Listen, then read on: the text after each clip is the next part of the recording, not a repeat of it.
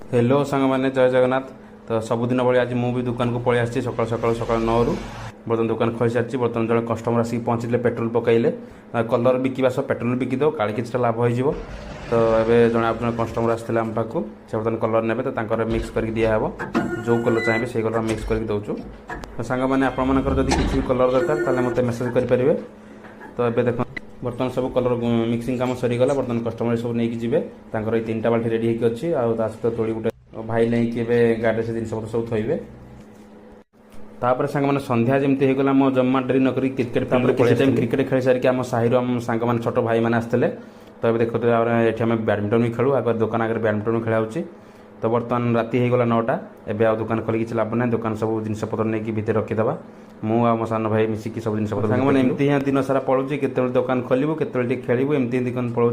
तो बर्तमान टाइम होगा शटर पकईदे राति 9टा हो गलानी।